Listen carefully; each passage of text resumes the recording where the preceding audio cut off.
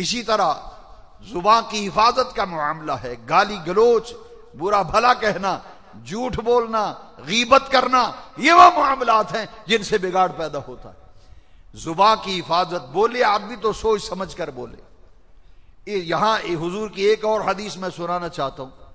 میرے آقا نے فرمایا المسلم من سلم المسلمون من لسانہ و یدہ، حقیقی معنوں میں مسلمان وہ ہے جس کے ہاتھ اور زبان سے دوسرے مسلمان محفوظ رہیں۔ باتیں کر کے دل نہ جلائے۔ ساس اور بہو کے جھگڑے زبان کی وجہ سے ہیں۔ جو اپنی بات کی قربانی دے دے، جانوروں کی قربانی تو کرتے ہیں مگر بات کی قربانی کوئی نہیں دیتا۔ اور قرآن ہمیں یہ سکھاتا ہے قولوا قولا سدیدا، جس نے بات کی قربانی دے دی تو فرمایا یصلح لکم اعمالکم، تمہارے سارے بگڑے کام ٹھیک ہو جائیں گے، ویغفر لکم ذنوبکم، اللہ تمہاری بخشش بھی فرما دے گا جب تم نے زبان کی حفاظت کر لی، سیدھی بات کی۔ یہ وہ نسخہ کیمیا ہے۔ اور ایک یہ ہے کہ کسی مسلمان کو دکھ میں دیکھے، تکلیف میں دیکھے تو اس کی تکلیف کو دور کرنا۔ یہ نہیں ہے کہ ہاں جی وہ آپ ہی بھگتتا رہے گا، نہ، دین ہمیں یہ نہیں سکھاتا۔ دین یہ کہتا ہے من کان فی حاجت اخیہ کان اللہ فی حاجتہ، جو مسلمان کسی مسلمان کی ضرورت کو پورا کرتا ہے، قیامت کے دن کیا فرمایا کان اللہ فی حاجت، دنیا میں جو کسی مسلمان بھائی کی ضرورت کو پورا کرے اللہ تبارک و تعالی اس کی ضرورتوں کو پورا کرتا ہے۔ اور ایک آخری بات پھر اجازت، ایک سب سے بڑا بگاڑ ہمارے معاشرے کا یہ ہے کسی کے عیب کو اچھالنا اور اس کی تشہیر کرنا۔ اس سے بہت سی نحوست آتی ہے، روزی میں، رزق میں، اولاد میں، گھر میں، کاروبار میں بے برکتی آتی ہے۔ جب دکان پہ بیٹھ کے، ڈیرے پہ بیٹھ کے لوگوں کے عیبوں کو اچھالنا، خاص طور پر عورت کی عزت کا معاملہ، قرآن میں آیات ہیں بہت، وقت بہت زیادہ ہوگا، میں ختم کرنا چاہتا ہوں۔ خاص طور پر عورت کا معاملہ جو ہے یہ بہت نازک ہوا کرتا ہے، تو فرمایا کہ خوب سوچ سمجھ کر، اس کو 80 کوڑے لگتے ہیں جو کسی پر تہمت لگاتا ہے شریعت میں۔ حضور سید عالم صلی اللہ علیہ وسلم نے فرمایا اکرام مسلم، مسلمان بھائی اور بہن کی عزت کرنا، اس کا احترام کرنا۔ اگر آپ چاہتے ہیں کہ آپ کی عزت ہو تو آپ دوسرے لوگوں کی عزت کریں، اگر آپ چاہتے ہیں کہ آپ کا احترام ہو تو آپ دوسرے لوگوں کا احترام کریں۔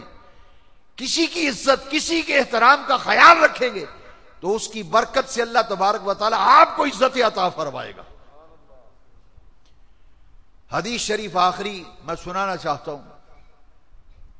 میرے آقا رحمت کائنات علیہ السلام نے فرمایا من ستر مسلما سترہ اللہ یوم القیامہ، جو کسی مسلمان بھائی بہن میں کوئی عیب دیکھے، میرے نبی کریم نے فرمایا اس کے پردہ ڈالے، اس عیب کو چھپا دے۔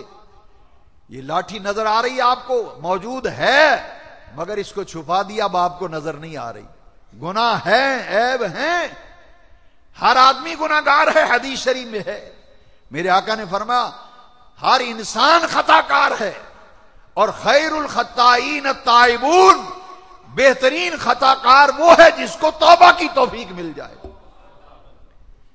یہ مت سمجھیے کہ نیک آدمی سے گناہ نہیں ہوتا، قرآن مجید میں موجود ہے نیک آدمی سے بھی گناہ ہو سکتا ہے، کیونکہ انسان کا مادہ نسیان سے نکلا ہے، بھولنے سے۔ اچھے آدمی سے بھی گناہ ہو سکتا ہے، نیک آدمی سے بھی گناہ ہو جاتا ہے، لیکن سرکار نے فرمایا بہترین گناہگار وہ ہے جو گناہ کے بعد توبہ کر لے، جو توبہ کر لے وہ بہترین ہے۔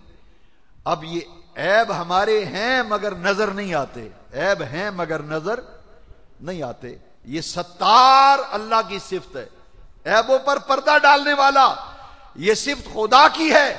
مگر پیارے آقا فرماتے ہیں سنو اللہ کی صفت کے جلوے کیا ہیں۔ فرمایا جس نے کسی مسلمان بھائی میں، بہن میں کوئی عیب دیکھا، اس عیب کو چھپایا، قیامت کے دن اللہ تعالیٰ اس کے عیبوں پر پردہ ڈالے گا۔ اب ہمیں اپنی آنکھیں کھول کر دیکھنا چاہیے کہ جتنا بھی معاملہ بگڑا ہوا ہے یہ ہمارا اپنے ہاتھوں کا بگڑا ہوا ہے. جو راستے میں کانٹے روڑے نظر آ رہے ہیں یہ اپنے ہاتھوں کے ہیں. یہ بظاہر چھوٹی چھوٹی باتیں ہیں لیکن ان پر عمل کرنے سے یقین جانیے ہماری دنیا کی زندگی بھی سنور سکتی ہے, آخرت کی زندگی بھی سنور سکتی ہے. میں جو موضوع مجھے جناب حاجی محمد یاسر قادری صاحب نے دیا, میں نے کوشش کی کہ اس موضوع پر جو میں عرض کر سکوں اپنے محدود وقت میں وہ میں نے صرف آپ کی توجہ دلائی ہے ان معاملات کی طرف جن پر توجہ کرنے سے انشاءاللہ العزیز ہماری معاملات درست ہوں گے, اصلاح ہوگی, خیر اور برکت ہوگی. اللہ کریم ہمیں توفیق بخشے. آخری پیغام 5 وقتہ نماز کا ہے. دنیا کی کامیابی اور آخرت کی کامیابی کا سب سے بڑا ذریعہ نماز ہے. اگر آپ پوچھے کوئی تعویذ کوئی وظیفہ تو سب سے بڑا تعویذ سب سے بڑا وظیفہ 5 وقتہ نماز ہے.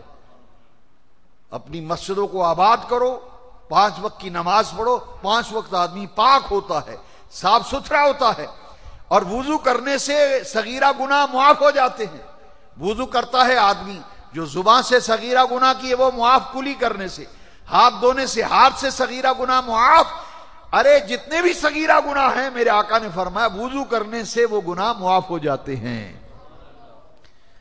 اور ایک حدیث میں ہے کہ جب آدمی رکوع کے اندر جاتا ہے تو جیسے اس کے رکوع میں آدمی جائے تو ایک گنڈی باندھ کے اس کے پشت پہ رکھے, جب رکوع سے کھڑا ہوتا ہے وہ نیچے گر جاتی ہے. حضور نے فرمایا جب آدمی جھکتا ہے اللہ کی بارگاہ میں, جب رکوع سے کھڑا ہوتا ہے تو اس کے صغیرہ گناہوں کی گٹھڑی نیچے جا گرتی ہے. اللہ کی رحمت ہے. سب سے سستی چیز دنیا میں نماز, اور سب سے بڑا دنیا اور آخرت کا نفع جس بات کے اندر ہے وہ نماز ہے.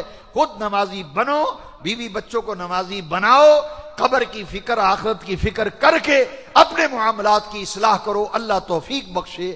آخر دعوانا ان الحمدللہ رب العالمین.